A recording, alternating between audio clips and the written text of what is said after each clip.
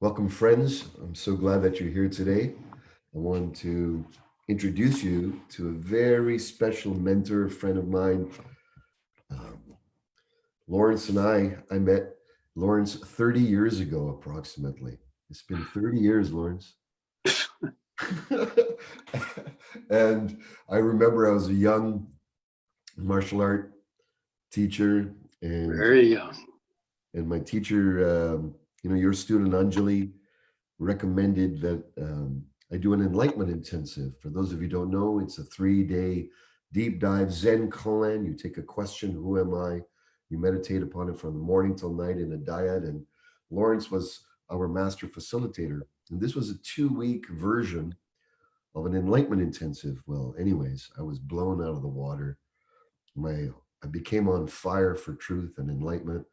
And I dove right into studying with Lawrence, and you've been my very blessed mentor. You've helped me stay grounded through all the ups and downs, the valleys, the mountain peaks of life. You've helped my wife and I, and countless and countless of my students have been blessed to be benefited by your wisdom. So thank you so much with me today. My pleasure, my deepest pleasure too. Yeah, I love you. To know you and the people who know you. So it was great. So Lawrence, so that people just get a little bit of understanding of your background. It's vast, your how you grew up. Would you mind just sharing a little bit of how you got into spirituality, yogic philosophy, and just a touch of that, so we get Oh boy. Well, I grew up in New England, in Connecticut, to a good family. We weren't rich, but we were fine, and everything was fine. But I didn't know what this life is for. I had this questioning that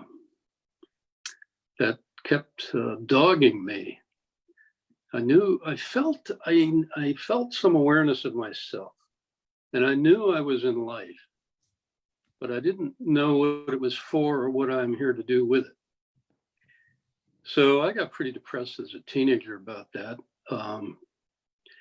It didn't seem to me that it was going to work for me to, get a job and do the normal thing.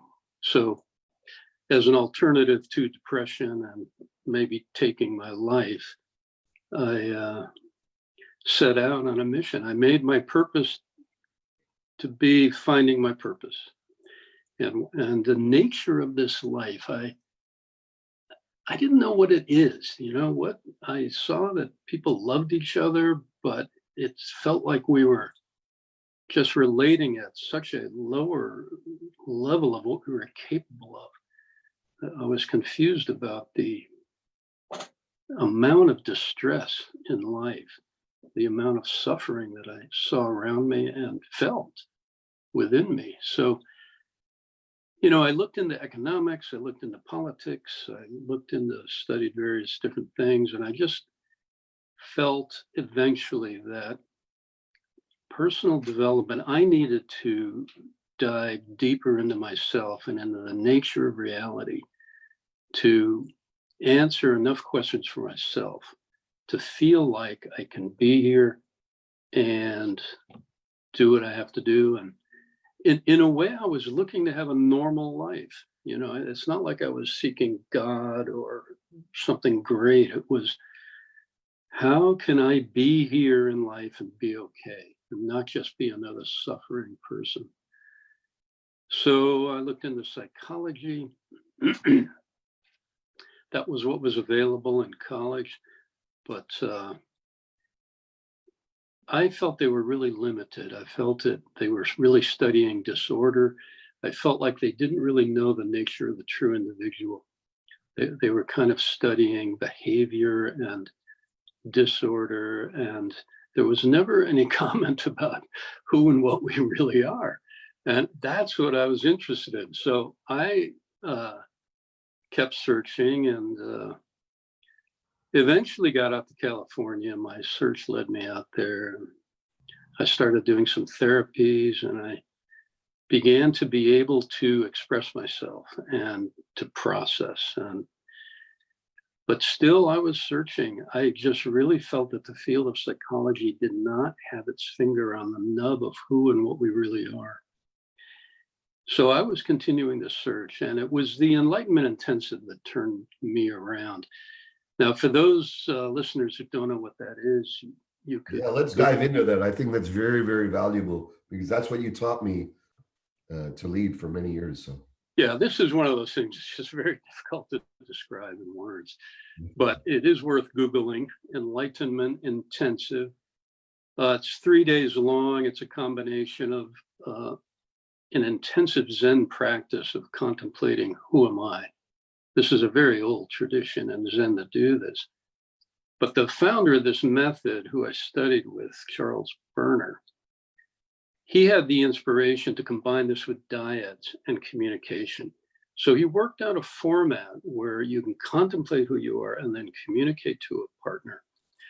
And you do this alternately. So each person, you go back and forth. And there's rules. You don't get to lay trips on each other. You know, you listen without responding. There's certain key rules that get this thing to work instead of devolving into just a mess. Anyway, he tried it. He developed it. For me, it was a great process. Nobody was teaching any doctrine. I didn't have to believe anything. It was just me going in and in, saying my truth, and having someone receive it without trying to put something back onto me.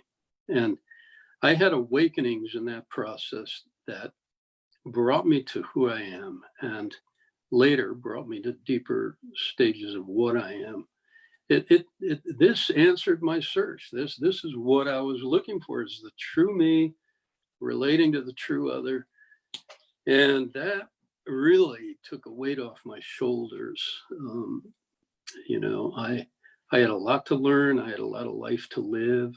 There was a lot still to go, but boy, I felt like now we're getting somewhere. Now I could see how I could be in life and take this to other people. So I've spent a lot of my life doing that, and I've taught other methods as well.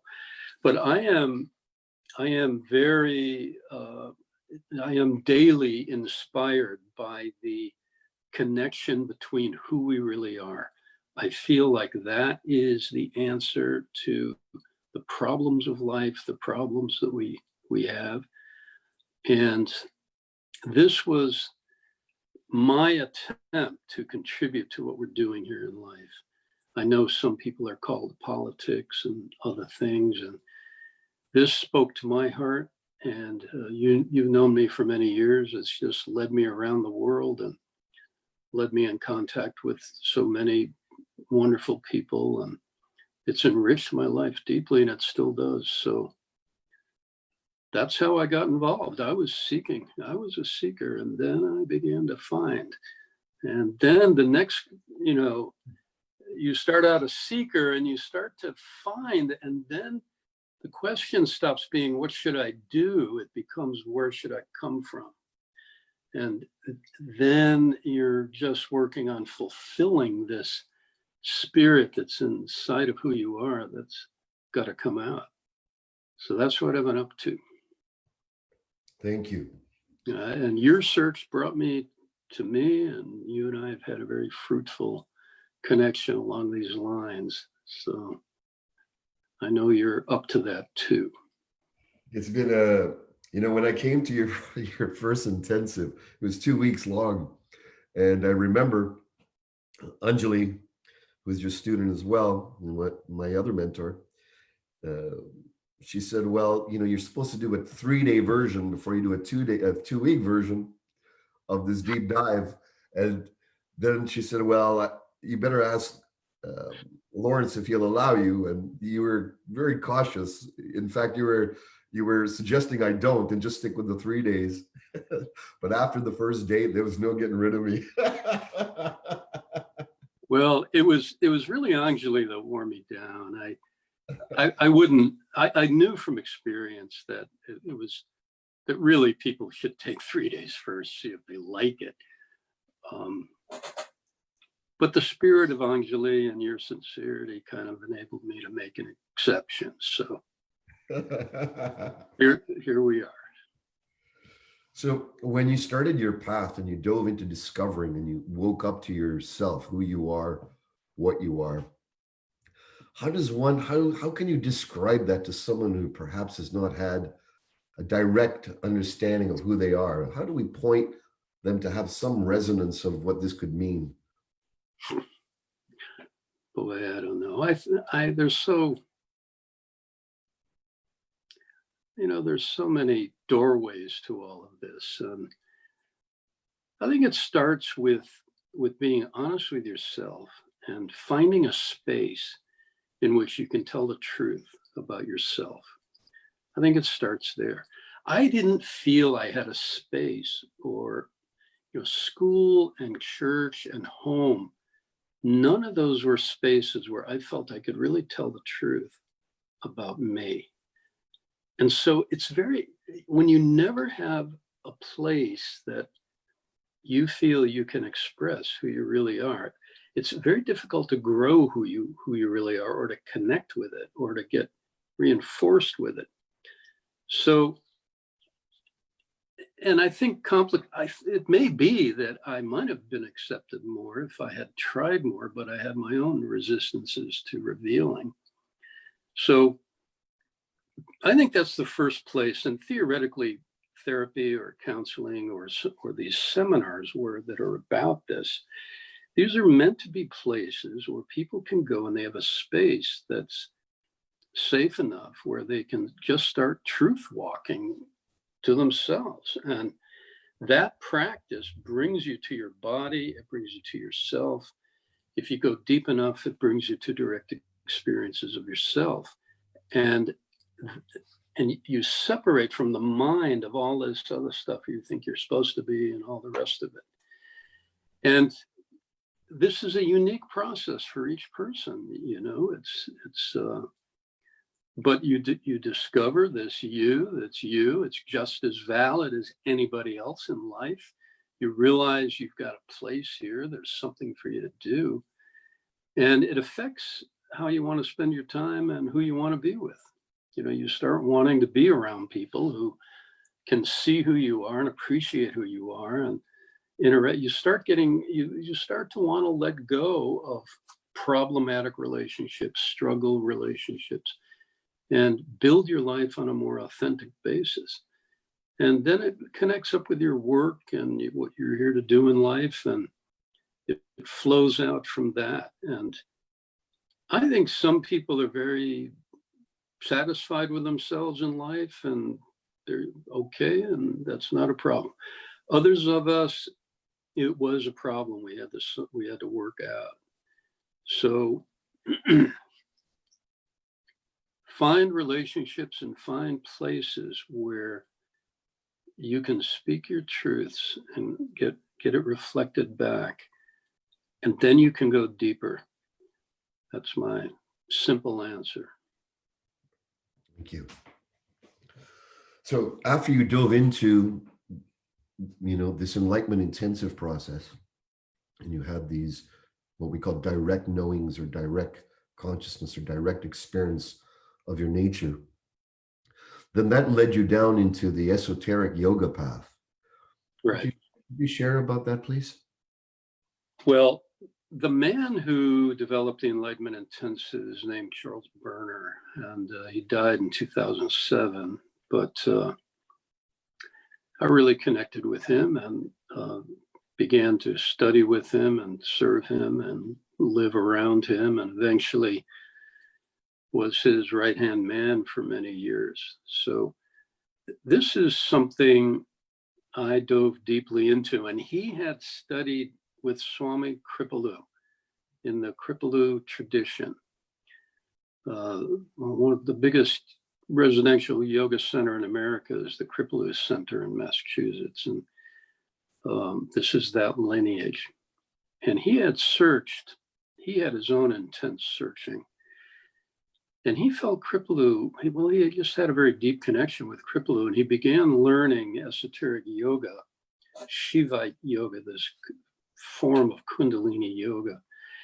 these words mean different things to different people, but it's in that tradition of Shivite lineages in India.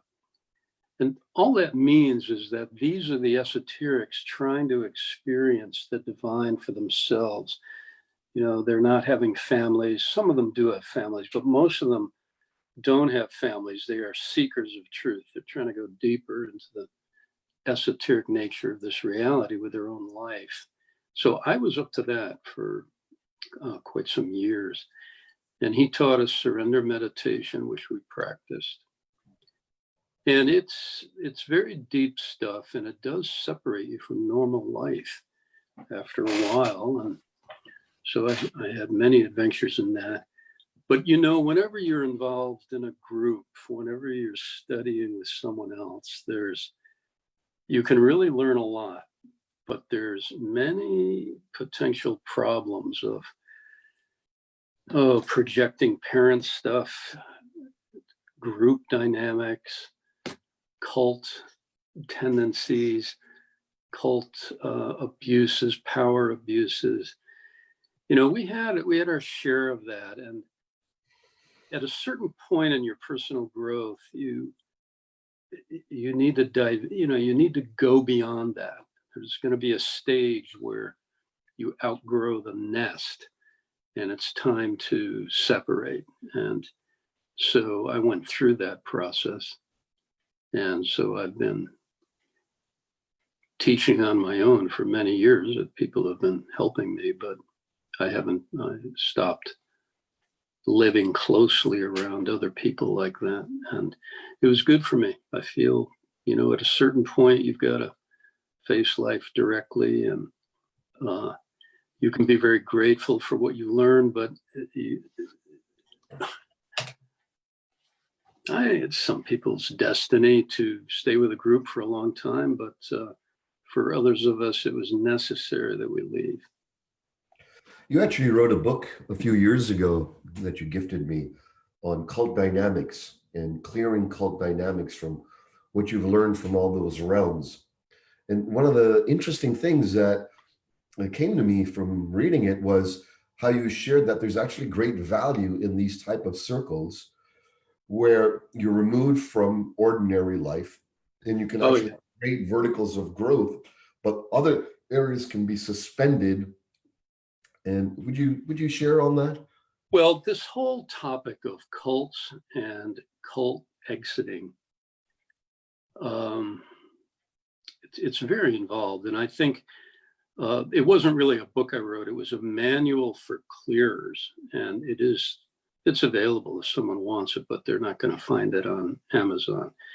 But as part of my project to separate from this group, I did an in-depth study of cult dynamics. I needed to know what happened because I learned more from Charles than every other adult I've met in my life put together on the topics that were important to me. So I wasn't able to say this was all bad, I wasn't able to say I was a victim, and so I have a very different view of cults than most people do.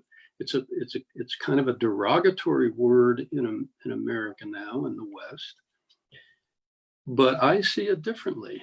To me, a cult is a neutrally divine word. Jesus was a cult, right? Muhammad was a cult. Buddha started out as a cult. These are all cults, and they grew into major religions. Apple computers started out as a cult.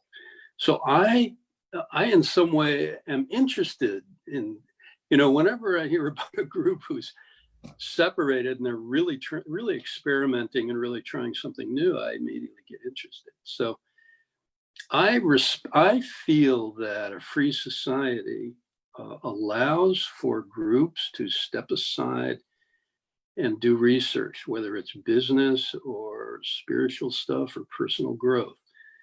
When yoga came to America, it was brought here by cults, full-blown cults from India. And we were laughed at, we were mocked. And now yoga is a multi-billion-dollar industry. So many new things start out with kind of cult status. Yes. But the problem is there really are problems that can creep up in them, and misuses of power, misuses of sexuality, people giving too much of themselves over to the system. And so this time, and it's not just spiritual stuff. You get this in the military, you get this in corporations, you get it in marriages.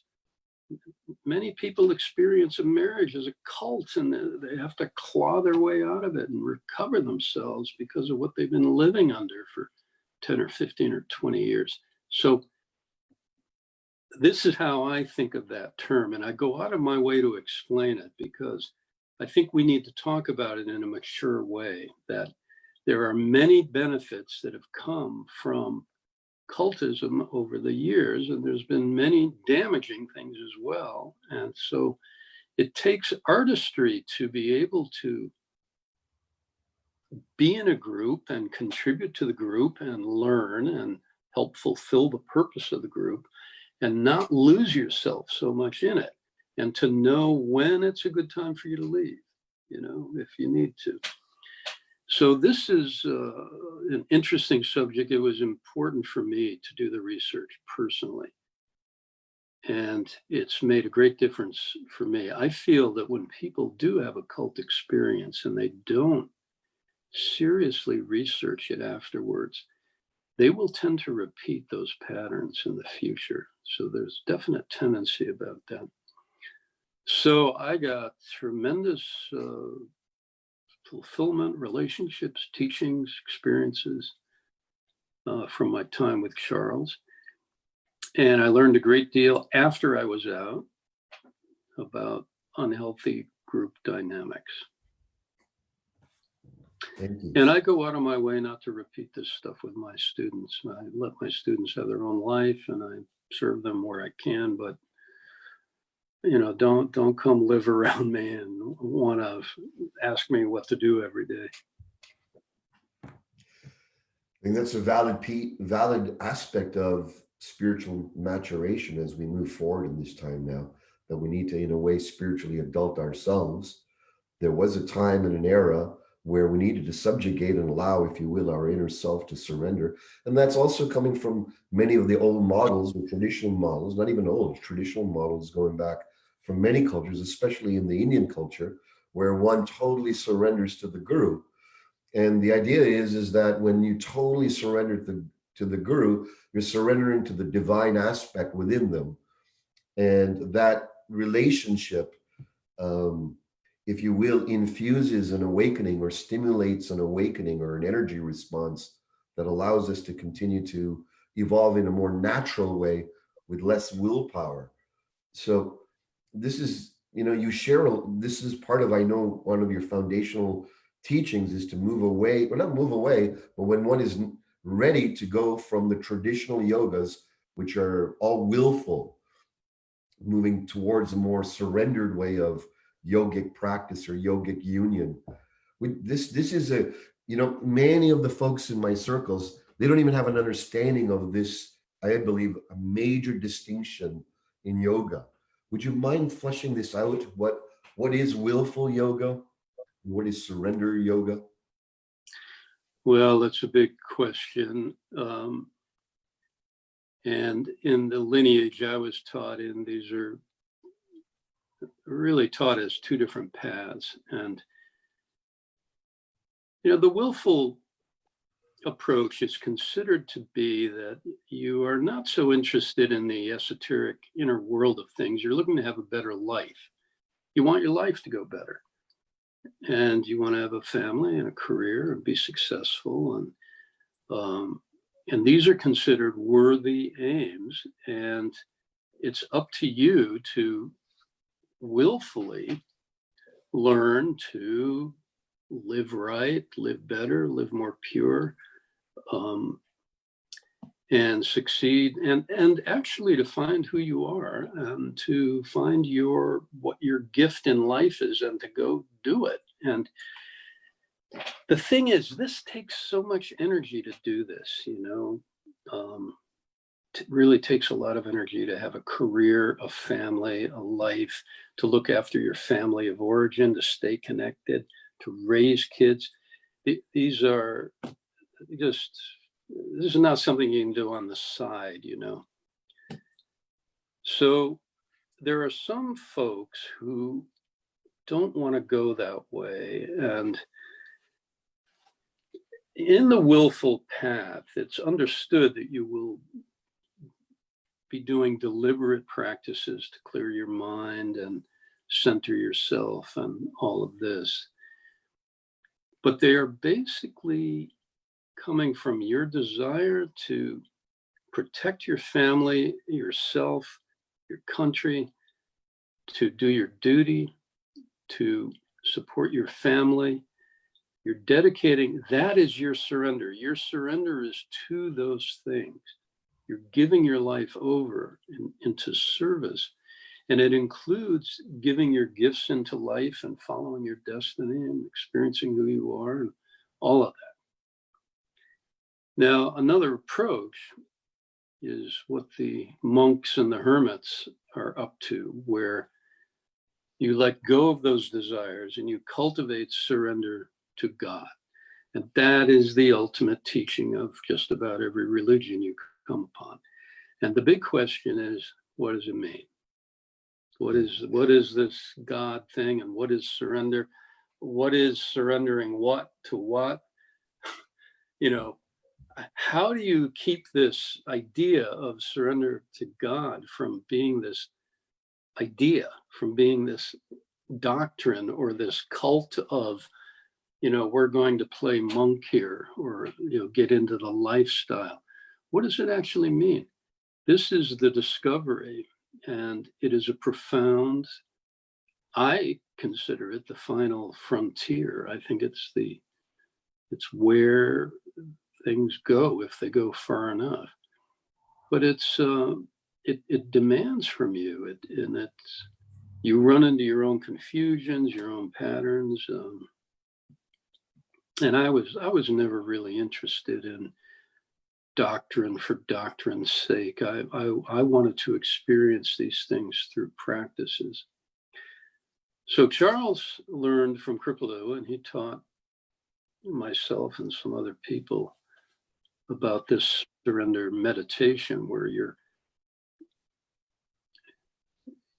using prayer to give yourself over to the divine energy and to let it inhabit your body, your mind, your feelings, and to let it do its work, and to do this in a room for an hour or two, to do it deliberately, and where you can be free to express and move.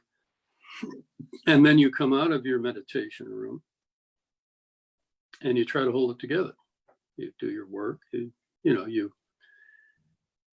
there's an issue here, because you've got a whole lot of people trying to live one way, and then you've got the esoterics trying to experience in the deeper realms that, you know, you can go through phases where you don't want to talk to people, or you're just really involved, and, you know, you can't do your duty. And so many spiritual traditions have these kind of two ways you can choose from, and they're both challenging. It's not like one is easier than the other, but people are more inclined to one than the other. And it's really better that you do the one you're inclined to than to think, I'm going to go for everything.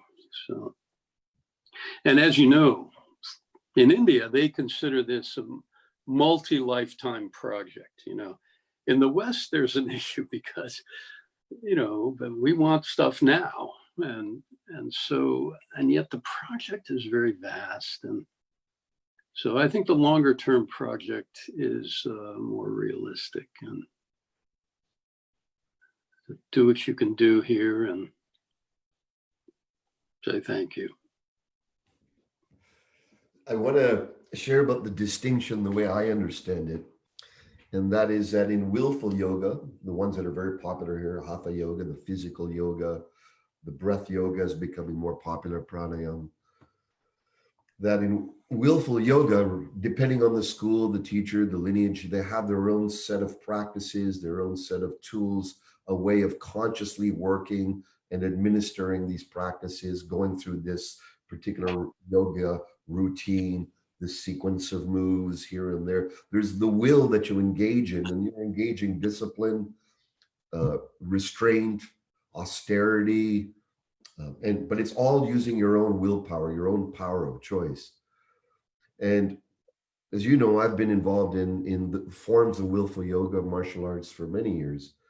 And then when I was introduced through you and Anjali to surrender yoga, which the name we have is Sahaj or natural yoga, then instead of surrendering one's thoughts, emotions, feelings to the duties and the responsibilities, as you share the Dharma of life, you're surrendering it to God itself, like God itself, in a private room, not in front of anyone else, so that you're not influenced by the desire to be seen in a certain way.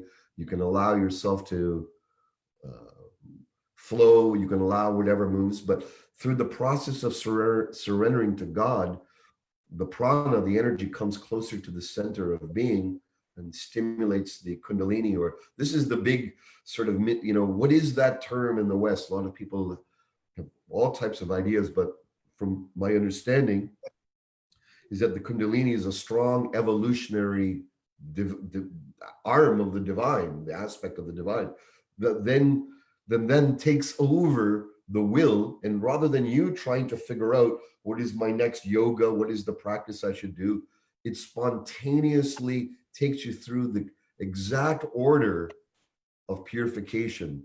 So would you share more about that, please?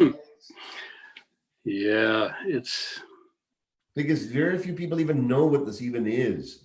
And I wanted to take the opportunity for you to share it from someone who's been, a devotee of this for years, yeah. No, there's a great question about what are they talking about when they say Kundalini, and I've gone through many stages about all that. I think I've gone through about 6 periods where I thought I understood what Kundalini is, and only to find out that there was something more. So I'm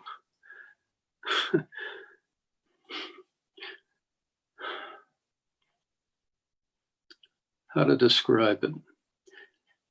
A good way to describe it is that when you do some willful techniques, like you contemplate or you do some meditation or even some mindfulness,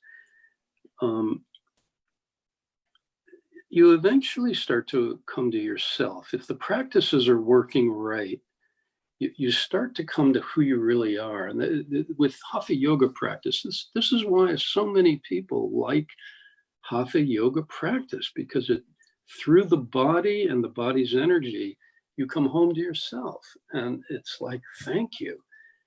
And so when this self is reached more and more, it begins to release more energy. And this energy is the life energy, and it wants to do what you have to do in life.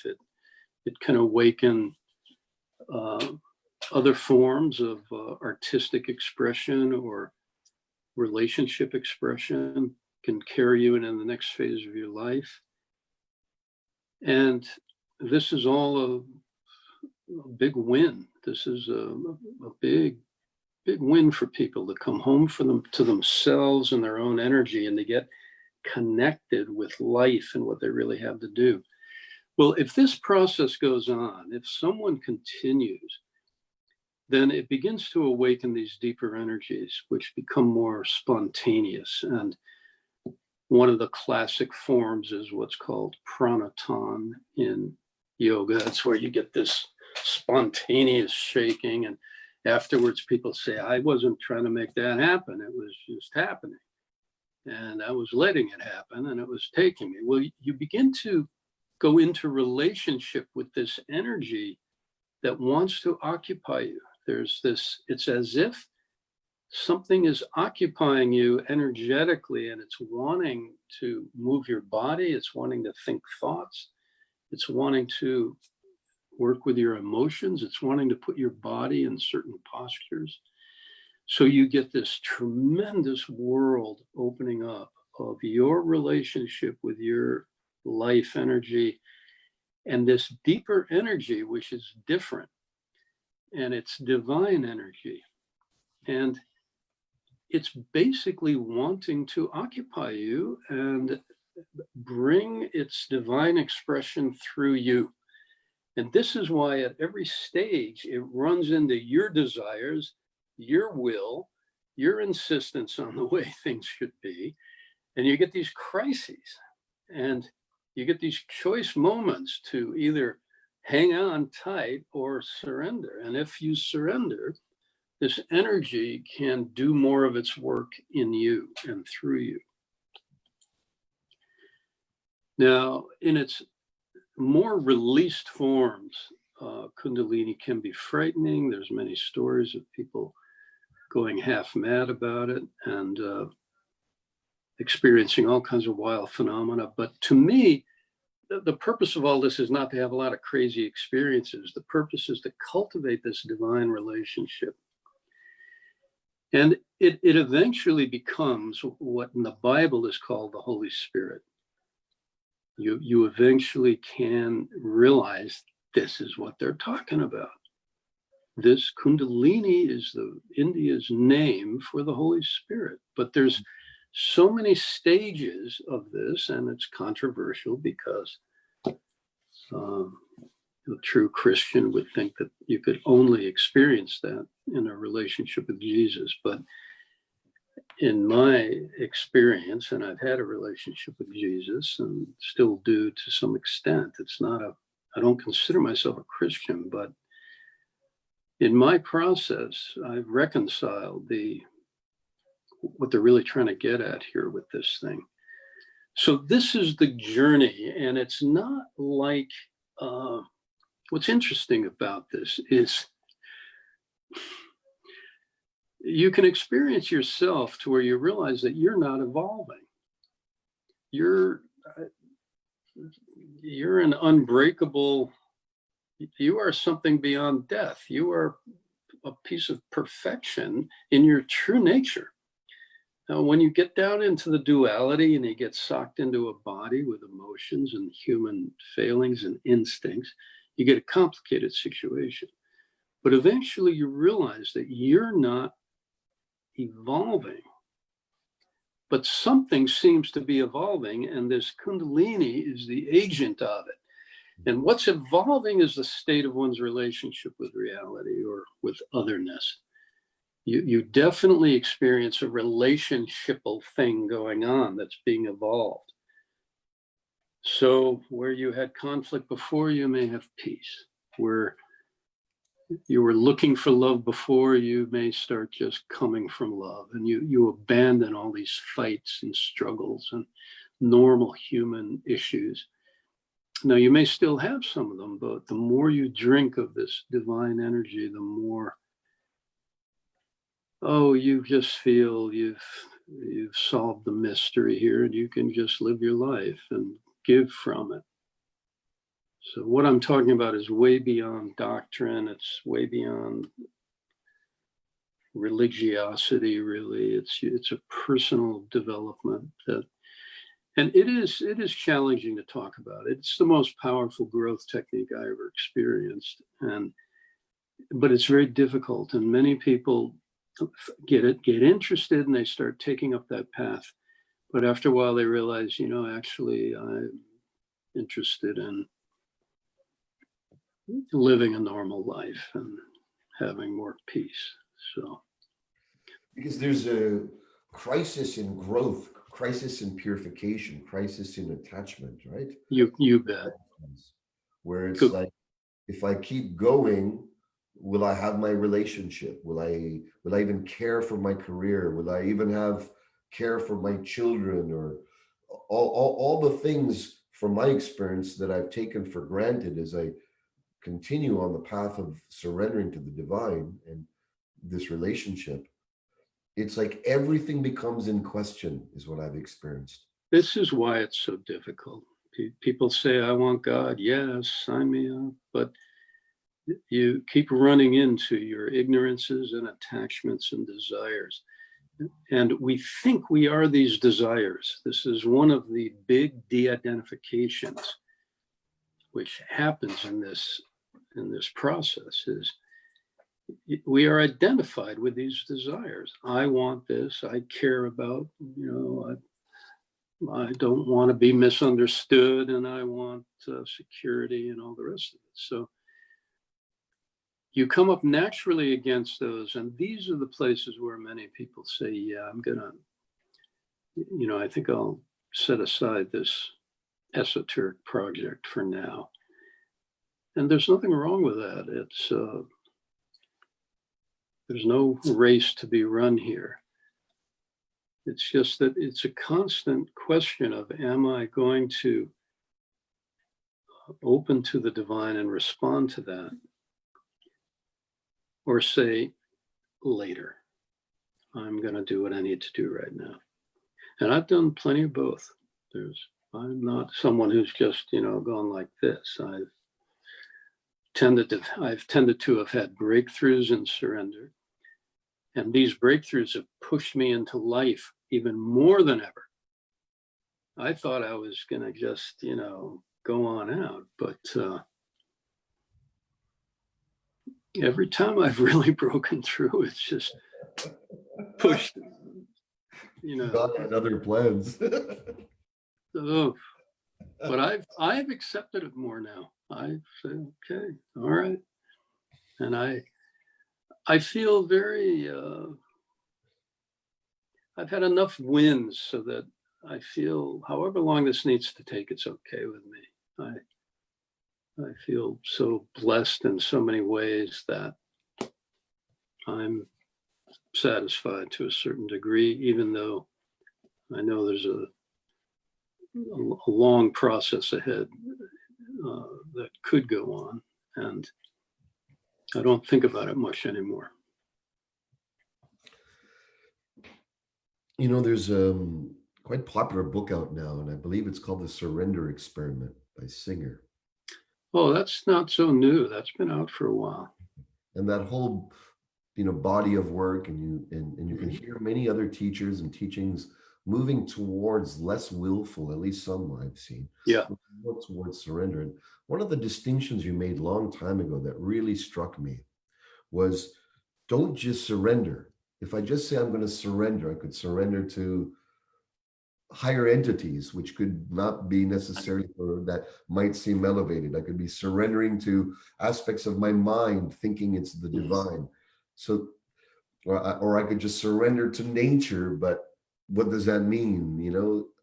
In a loose, uncultivated way. So can you share, because this is a valuable piece that I'm aiming to also express to my friends and circles, that if you just surrender, you could just be moving around like a floating airplane or like paper bubble. What shall we, how do we, who do we surrender to?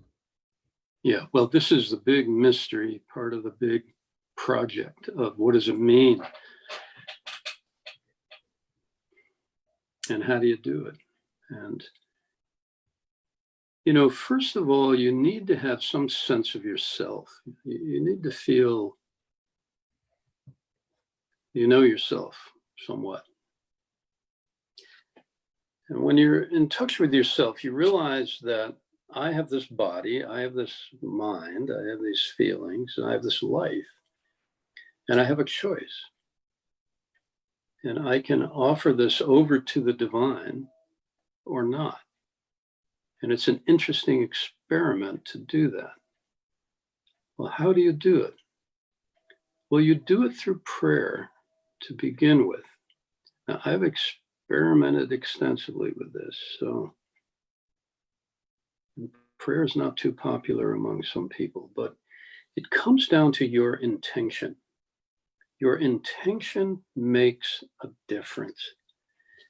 If you intend to just be irresponsible and quit trying and I give up and I'm going to surrender, then the intention is not in the realm that it needs to be in. It's a victim intention. It's a give up. It's a, I can't handle it anymore. That is not that is nothing near the kind of surrender that we're talking about here. The kind of surrender we're talking about here is, I know who I am and I have a choice. And my intention is to give over to you, or that, or it doesn't matter what name you give it, but it is that which is perfect to you. Perfect divine love, perfection, perfect God, whatever you want to call it. You make a choice to give over to that, and you do it through your intention and your communication or your prayer. There's many different forms. This is not a ritual per se, it's a practice. And so when you begin to feel a response, when you begin to cultivate that and you begin to feel a connection, and you begin to discover the energies in your body moving and these things, you realize that you are in a relationship, and you can say no to it anytime and you can open to it anytime. Now, Singer's book is interesting because he was doing all this through the process of life. You know, I was just talking about cultivating surrender to the divine in a room, in your meditation, and giving over your body, letting your body do whatever it wants to do. You're not holding yourself willfully. The Singer's journey is interesting because he talks about the process of life. He discovered surrender in the process of life. And this is another way to go. But the same principle is there. You're not avoiding life. You're cultivating acceptance and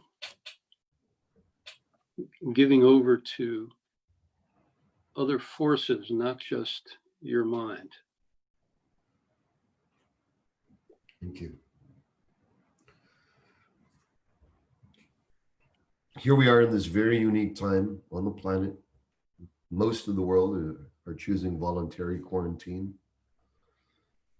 And from your experience, what do you sense that the world as a whole, do you sense conscious people as a whole are going through some type of quickening towards connection with God or the absolute? Are we de-evolving? Are we evolving more in the direction of unity? What's your sense, please? Yeah. Well, what I've noticed from the people I've talked to who have been doing a lot of this work for years,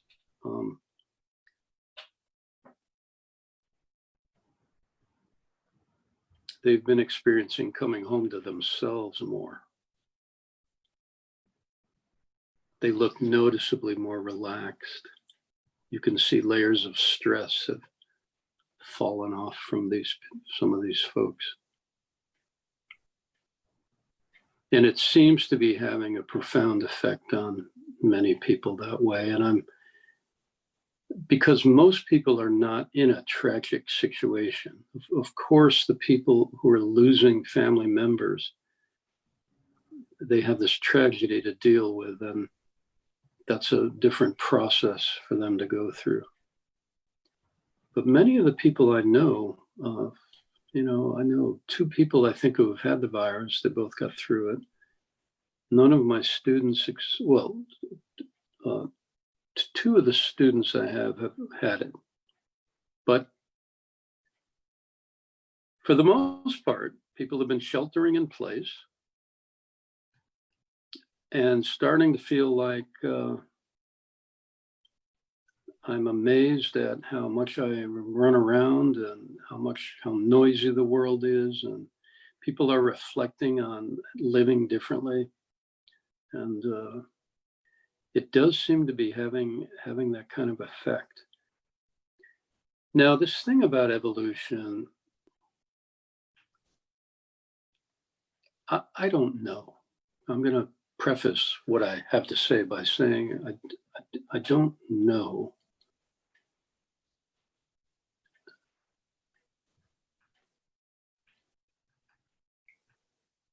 I've read a lot of history.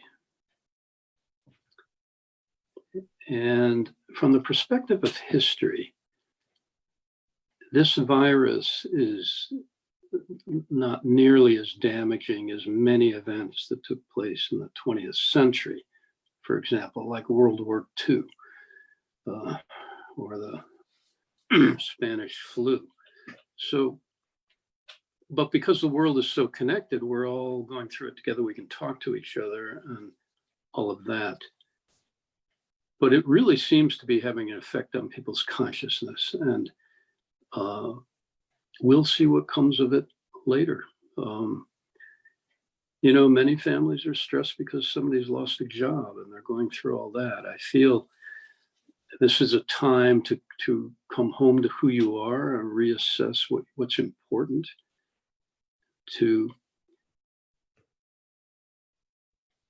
you know, I think it's wise to not just say, I'm going to surrender. I think surrender has a place, but you taking a hard look at your life also has a place, and doing what you got to do. And you may have hard decisions to make in this period about the future. Now, for many years, I've heard people talk about how the world is enlightening. This massive steamroller of awakening is taking place. And, you know, I am really not sure about that.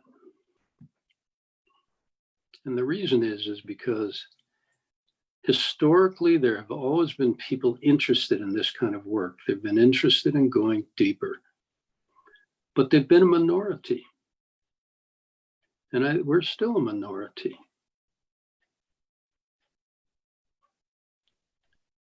It's just, there are almost 8 billion people now. So it's a very large group of people, but there are many people who are just not at all interested in anything that I've just been talking about or anything you talk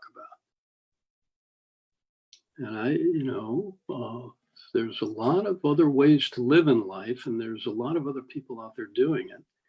So I don't have this view necessarily that there's this inevitable outcome that we're all marching toward evolution, and so we're all going to God together. Historically, I think people who like the kind of work we do are a minority, and aspects of it get into normal society. You know, more people are doing mindfulness than probably were doing them when Buddha was alive. But and it trickles into business, it trickles into the military even. So there is an effect that's going on, but we're also really heavily involved in tribal warfare and competition and looking out after our own. We've got a lot of conflict in us, and we have violence in us, and we're dealing with these forces together. So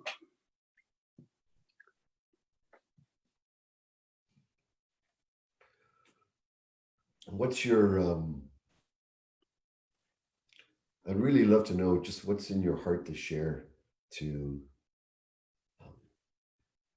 what's in your heart to share to me, to my friends around this time. What would be a good life approach to take? I just think, you know, try to remember who you are. Come home to yourself to see if there's things you can do in your day to come home to yourself. You know, there's so many different ideas coming in, so many opinions. And what do you do that brings you to you? Because from that place, you can confront anything, and you can take more responsibility and make better decisions. And so that is the approach I would take in these times. That, I mean, if you're listening to Satyan, you must be interested in going deeper in yourself and your relationships, and to have a more authentic life. And that's a valuable thing to do under any circumstances. And now is a good time for doing that. It's a good time to reassess your life purposes. What am I really, what's important to me now? What are the relationships I really want to take care of? We can't do everything. So you look at your life and you think about, what can I do? And what can't I do? And do what you can do. And this will pass.